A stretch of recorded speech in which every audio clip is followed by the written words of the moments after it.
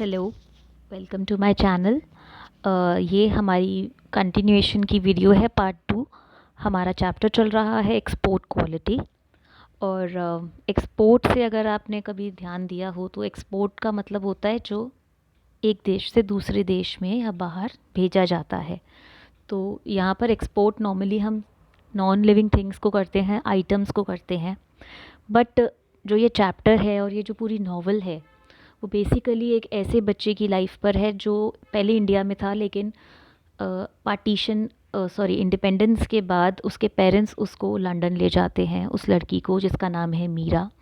और फिर कैसे वो अपने आप को भी एक्सपोर्ट ही समझती है कि मैं इंडिया से एक्सपोर्ट होके लंदन आई हूँ, और क्या क्या उसकी लाइफ में चेंजेस आए हैं और कैसे उसने अपनी लाइफ को एडजस्ट किया है एक नए माहौल में। उसके ऊपर है ये नॉवल। उस नॉवल में से एक छोटा सा एक्सर्प्ट हमें दिया गया है जिसे हम चैप्टर 10 के रूप में पढ़ रहे हैं। हम हैं पेज नंबर 128 पर। Let's start reading. Never mind, he smiles as he hands me 30 paisa in stamps. तो अब आपने भी देखा होगा जब दुकानदार के पास कभी खुले पैसे नहीं होते तो वो उतने चेंज जो बैलेंस होता है उसकी वो हमें टॉफ़ी, चॉकलेट, चिप्स या कुछ भी सामान दे देता है। तो यहाँ पर भी यही हुआ।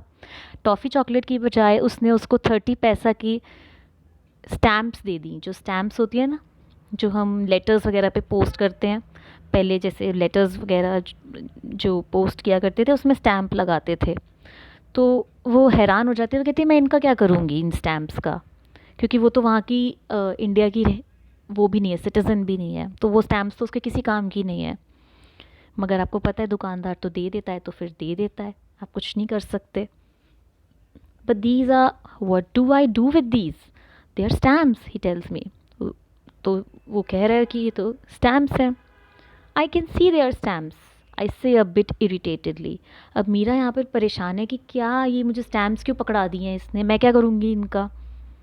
Good, he returns. You may now collect your parcel at delivery counter downstairs. He smiles disarmingly.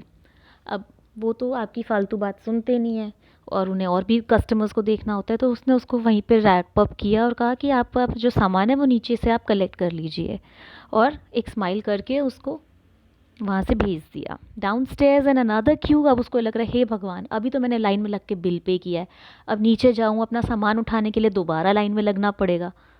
As I stand in it and observe that not absolutely everyone sticks to the rules, I reflect about systems. अब यहाँ पर वही comparison शुरू हो गया अपनी London से India का, कि अब यहाँ पे नीचे जाके वो देखती है कि हर कोई तो रूल्स को फॉलो ही नहीं कर रहा है, हर कोई लाइन में लगने को फॉलो नहीं कर रहा है, कोई कोई बीच में से भी लग रहा है, अपनी बारी से पहले आकर लेने की कोशिश कर रहा है। सिस्टम चल ही नहीं रहा है, कोई सिस्टम ही नहीं है यहाँ पे। What kind of a system is this? A bit of an in-between system? A neither here nor there system? यहाँ पर ध्यान देने की बात है क्योंकि जो लाइन इसने बोली है वो एक्चुअली खुद मीरा खुद उस सिचुएशन से गुज़र रही है। वो एक तरह से उसकी खुद की लाइफ पर भी इम्प्लीमेंट होती है कि ये किस तरह का सिस्टम है, ना इधर का ना उधर का, ये कहीं बीच का सिस्टम है जिसमें एग्जैक्टली एक तरफ वो नहीं है, बीच में है दोनों के, ना इधर की ना उधर की। तो ये चीज़ अगर आप देखोगे इस लाइन का बहुत गहरा मीनिंग है, जिसमें वो उस सिस्टम के साथ साथ अपनी खुद की सिचुएशन को भी बता रही है कि मैं भी ना पूरी तरह से इंडियन रह पाई ना मैं ब्रिटिश बन पाई। The kind of system you're used to. अब उसको यही लग रहा है कि हाँ मुझे तो लेकिन इस तरह के सिस्टम की आदत सी हो गई है, ना इधर की ना उधर की। I collect my parcel, having decided to try my luck in the system of the open bazaar. उसने अपना सामान उठाया, लिया वहाँ से, और उसने सोचा कि मैं यहाँ से स्टोर से बाहर निकल कर दूसरी दुकानों में ट्राई करती हूँ shopping. As I go, I notice the section for shoes and sandals close by. I hesitate for only a few seconds as I remember I will choose downstairs, pay upstairs, collect downstairs, and the system is too complicated for me and outside the sun. The sugarcane juice, the street stalls call. तो फिर उसको याद आया, जब वो चल रही थी तो एकदम से उसका जूते चप्पल के सेक्शन पर नज़र गई। फिर उसको लगा कि लेने का मन तो कर रहा है लेकिन क्या करूँ, ख़रीदूँगी यहाँ, पसंद यहाँ करूँगी, पेमेंट ऊपर करूँगी, लेने नीचे आऊँगी, फिर इतना सारा वो कॉम्प्लिकेटेड सा सिस्टम। छोड़ यार, जब किसी को लगता है ना कि किसी काम में बहुत झंझट है तो वो उसे अवॉइड ही करता है। तो उसने कहा छोड़, मैं बाहर ही चलती हूँ। बाहर गन्ने का जूस मिल रहा होगा, लोग रेडी पे जो सामान बेचते हैं वो आवाज़ लगा लगा के बुलाते हैं कस्टमर्स को, स्ट्रीट कॉल्स वगैरह। तो उसको वही सब याद आ रहा है, कहते हैं चल मैं बाहर ही निकलती हूँ यहाँ से। As I step out into the crowded street, I follow a family of 4 walking in front of me and so clearing the way for my free passage. बाहर खुले बाज़ार में इतनी भीड़ थी कि उसने एक फैमिली का सहारा लिया। आगे आगे वो फैमिली चल रही थी तो उससे क्या था, उसको भीड़ में रास्ता चलने को मिल रहा था। Soon they leave to cross the road, abandoning me to parry my own way down the street, threading through the tourists, shoppers, street vendors and looking for a shoe shop. अब कह रही है कि अब ज़रूरी थोड़ी है कि उनका रास्ता और मीरा का रास्ता सेम ही हो। तो वो थोड़ी देर बाद उन्होंने सड़क पार करके चले गए। अबैंडनिंग का मतलब होता है छोड़ के चले जाना, अकेला छोड़ जाना। तो ऑब्वियसली अबैंडन तो उन्होंने तो क्या किया था, बट वो फिर वापस अकेली रह गई उस भीड़ में, और वहाँ पर उसको अपना रास्ता खुद ढूंढना था, अपने आप को खुद बचाना था। पारी का मतलब होता है कि अपने आप को किसी अपनी खुद की सुरक्षा करना, to protect oneself from any attack और something. Obviously nobody is going to attack you in a market. आप मार्केट में घूम रहे हो तो कोई आप पर हमला नहीं करेगा, बट फिर भी वो इतनी भीड़ भड़ाके में घूमना, चलना और अपना ध्यान रखना, उसको कह रही है। और फिर वो क्या ढूंढ रही है, वो बेसिकली एक जूते चप्पल की दुकान ढूंढ रही है। The first one I find bears a sign saying fixed price. जो पहली दुकान उसे नज़र आई उस पर लिखा था बाहर fixed price. I stop and smile, the shopkeeper is quick to notice. वो रुक के स्माइल करा उसने कि चलो फिक्स्ड प्राइस शॉप है। तो आपको तो पता है इंडिया के जो शॉपकीपर्स होते हैं वो कैसे होते हैं। अगर उन्हें लगता है कि कोई कस्टमर इंटरेस्टेड है, आप उनके दुकान के डिस्प्ले के बाहर खड़ा होकर देख रहा है रुक के, तो वो सीधा उसको बुला लेते हैं अंदर दुकान के कि आ जाओ अंदर आके देखो देखो, there are a lot to see, there I have lot of variety, come over, आप अंदर आओ देखो, मैं आपको और भी बहुत वैरायटी दिखा दूँगा। Please please you come in, he calls in English. पहले तो वो उसको देखकर इंग्लिश में बोला, please please come in. As I step in, I wonder if there is something different in my demeanor or dress that makes him address me in English, and as though reading my thoughts, he continues in Hindi and as I enter the shop.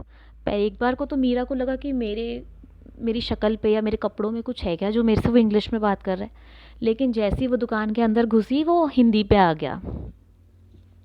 What can I show you? Please sit down. I walk around the shop, looking at the chappals and decide on a traditional design in natural tan. I want the shade closest to my own skin color. अब उसने बताया कि मुझे normal देसी चप्पल चाहिए, flat चप्पल चाहिए, क्योंकि उसको शायद हील्स में दिक्कत हो रही थी, थक गई थी वो। तो वो अपनी स्किन के कलर जैसे नॉर्मल टैन कलर जो होता है, जैसे हम इंडियंस का कलर होता है, वी आर कॉल्ड ब्राउन्स, हमें ब्राउन कलर के लोग कहा जाता है। लाइक फॉरेनर्स या ब्रिटिशर्स जो होते हैं वो वाइट्स होते हैं, एशियंस हम लोग जो हैं हमें ब्राउन्स कहा जाता है। तो उसने कहा कि मुझे तो अपनी स्किन के जैसा कलर की ही चप्पल दिखा दो। I sit down and he pulls down a pile for me to try on. आपको पता ही है जैसे आप बैठोगे तो दुकानदार तो इतना ढेर लगा देता है चप्पलों का, डिज़ाइन का, ये भी ये भी ये भी। As I slip my feet in and out of them or inch them in and pull them out, he busily tells me that they are all fine and assures me that each and every one of them will somehow shrink or stretch in no time to become the perfect fit. उसने दुकानदार ने उसको बोला कि सारी चप्पलें बहुत बढ़िया हैं और हर चप्पल या तो आपके पैर के हिसाब से अपने आप को ढाल लेगी, या तो वो छोटी हो जाएगी, श्रिंक हो जाएगी, या वो फैल जाएगी ताकि आपके पैर में अच्छे से फिट आ जाए। तो मीरा उसको रिप्लाई कर रही है इन गुड ह्यूमर्ड एग्जैस्परेशन। एग्जैस्परेशन क्या होता है? ऐसे ही उसकी नकल उतारना थोड़ा, और थोड़ा से उसमें कि I exclaim, but I don't want them to shrink in no time or stretch or whatever else they are supposed to do. उसने कहा मैं चाहती ही नहीं कि वो एक stretch हो या shrink हो। What I want to do is take off my old ones now and walk out of this shop with a pair of new ones which fit. वो एक्चुअली वहीं पर अपनी चप्पलें चेंज करने आई थी कि मैं तो अपनी पुरानी वाली फेंक दूंगी और जो अभी नई खरीदी हूँ वही पहन के जाऊंगी यहाँ से। Why? Yes, of course. Don't worry, I've got another kind which will be just fine. I'll just get them from the other shop. Let me get you a cup of tea while you wait, but I won't be very long. उसने कहा हाँ हाँ मैं समझ गया आपको कैसी चाहिए, मैं बस अभी लाया उसे दूसरी दुकान से, इतने आप एक कप चाय पी के चाय के मज़े लो, मैं अभी लेकर आता हूँ. Sure enough, the sweet tea is not even cool enough to drink before he returns, laden with a high pile of boxes. फिर वो ढेर सारी boxes ले आया. This is very best, very fine, he says, squatting down and opening up the boxes. The very first one I try on fits. It neither squeezes nor slips, but just sits comfortably on my foot. अब इतनी ढेर सारी जूती चप्पलों में से उसने जो पहली चप्पल ट्राई करी वही उसको बिल्कुल कंफर्टेबली फिट आ गई. और स्क्वाटिंग का मतलब होता है जैसे उखड़ू बैठ जाते हैं ना, पैर फैला के बिल्कुल बटरफ्लाई पोज में, उसको स्क्वाटिंग कहते हैं. वो चप्पल बिल्कुल उसके ठीक थी, ना तो वो उसको टाइट हो रही थी ना वो पैर से फिसल के निकल रही थी, बिल्कुल सेट हो गई थी उसके पैर पे.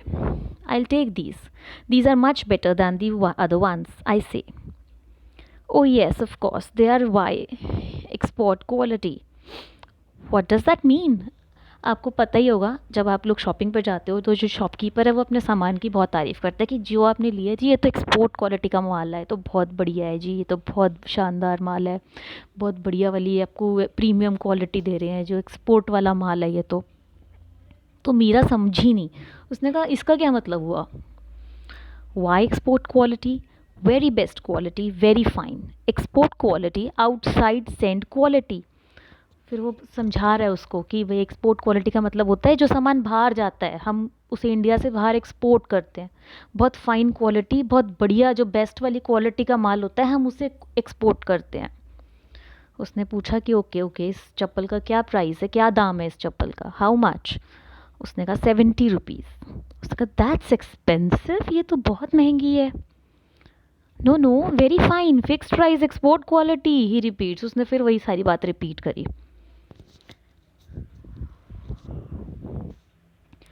What about giving me a very fine fixed price?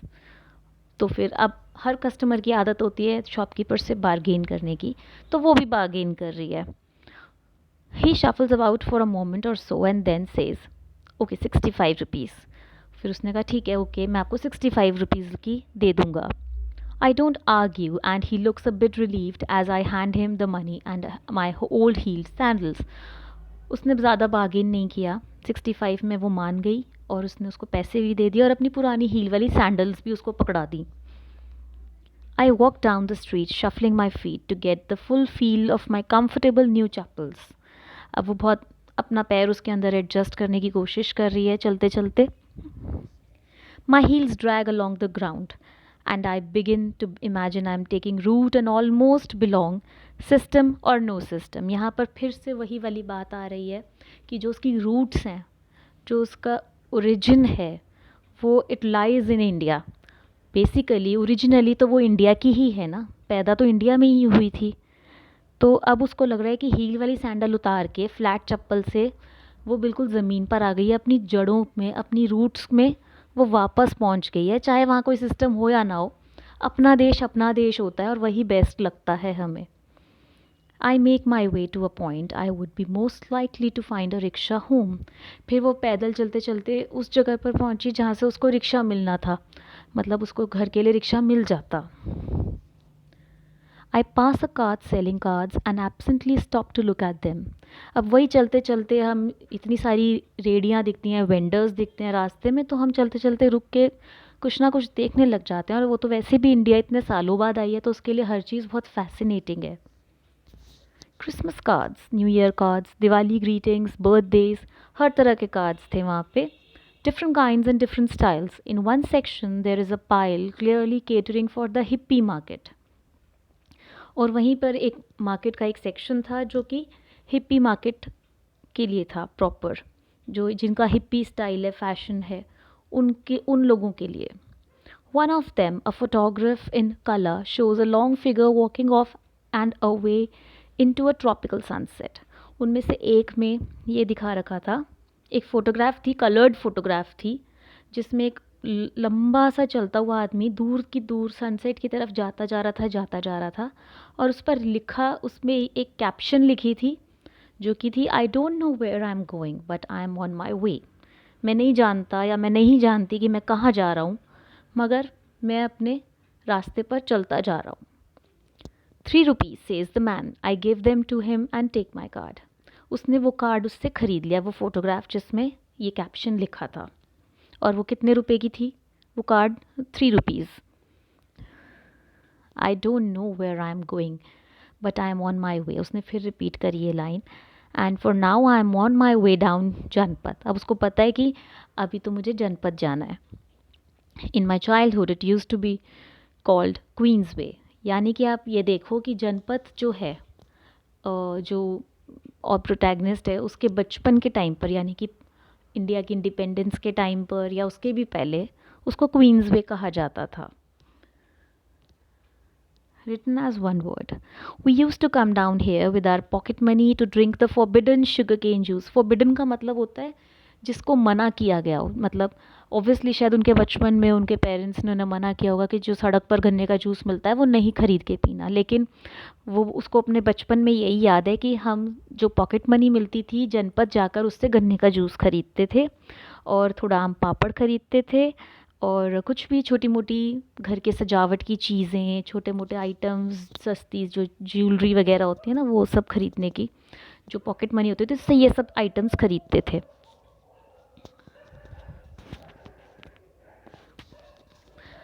And see, we could pick up a trinket or something in the tent stalls of the Tibetan refugees.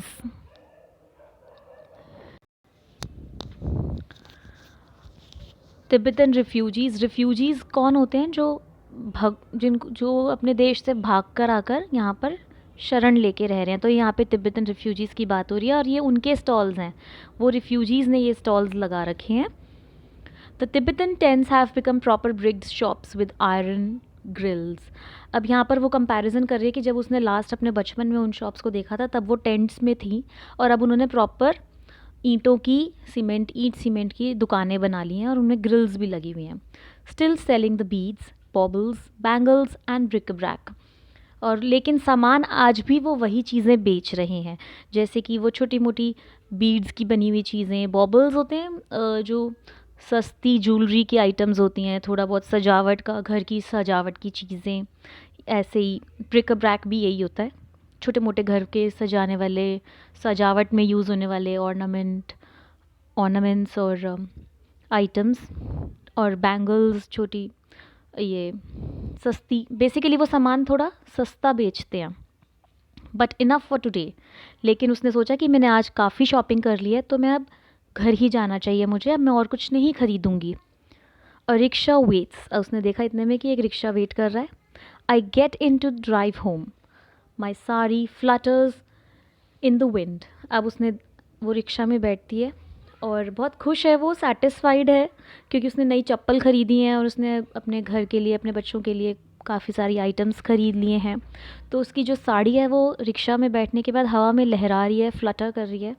I place my feet in such a way as to be able to admire my new chappals as we go along. ये आपने खुद भी देखा होगा, अपने साथ भी experience किया होगा कि हम कोई नई चीज़ पहनते हैं, ख़रीदते हैं तो उसकी शो ऑफ़ भी करते हैं, नहीं तो खुद ही देख देख के खुश होते रहते हैं। तो वो भी अपनी नई चप्पल्स को, वो अपने पैर के ऊपर पैर रख कर बैठी है इस तरीके से कि उसको अब पूरा रास्ता अपनी चप्पल्स को देखती हुई, उनको एडमायर करती हुई जा रही है, खुश हो रही है पूरा रास्ता। एक्सपोर्ट क्वालिटी, अपनी चप्पलों को देखकर उसको क्या बात याद रह गई कि export quality. I start to beat a rhythmic time with my foot. और हम नहीं होते किसी भी डायलॉग को, बात को गाने की तरह बोल बोल के गुनगुनाना शुरू कर देते हैं, तो वैसे ही उसको, जो उसको शॉपकीपर की बातें हैं उनको वो गा गा के बोल रही है और याद कर रही है रास्ते में। Export quality smoothly fitting, home quality pinching slipping, export quality smoothly, इस तरीके से गुनगुनाती गुनगुनाती वो पूरा रास्ता अपने घर जा रही है।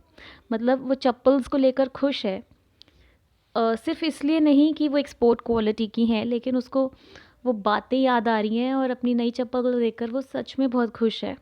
प्लस उस उन चप्पल्स से और उन बातों से वो अपनी लाइफ को रिलेट कर रही है।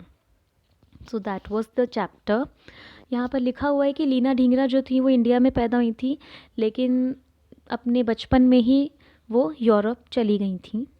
और उनकी बहुत सारी स्टोरीज़ हैं जो कि इंडिया में भी और ब्रिटेन में भी अलग अलग मैगज़ीन्स में छप चुकी हैं, पब्लिश हो चुकी हैं।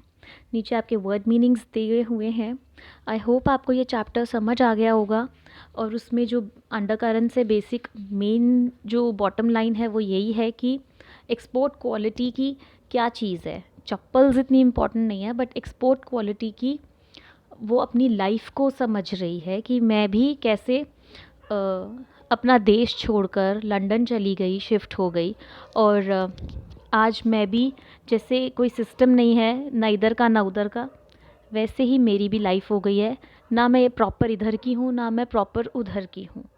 तो इसी चीज़ को वो देख रही है, और पूरी अगर आप नॉवल पढ़ेंगे तो आपको उसका मेन आइडिया और उसकी डिटेल्स पता चलेंगी। अदरवाइज़ इस चैप्टर के बेसिस पर आपको इतना ही समझना ज़रूरी है। इसके अलावा अगर आपकी और कोई क्वेरी है, कुछ भी क्वेश्चन है इस चैप्टर से रिलेटेड, या और कोई रिक्वेस्ट है, तो प्लीज़ मुझे कमेंट्स में लिख कर भेजिएगा। आपके कमेंट्स का मैं बहुत अच्छे से, बहुत ज़्यादा वेट करती हूँ। मुझे बहुत अच्छा लगता है आपके कमेंट्स पढ़ना। तो प्लीज़ और अगर आपको वीडियो अच्छी लगे तो प्लीज़ लाइक ज़रूर करना, उससे मुझे बहुत मोटिवेशन मिलता है आगे की वीडियोस बनाने के लिए। That's all for now. Thanks for watching my video. Stay healthy and stay safe, क्योंकि अब कोरोना का वायरस दोबारा से ज़ोर पकड़ रहा है। तो आप लोग घर में रहें, मास्क लगा के रखें और सेफ़ रहें। And happy studies. Bye bye.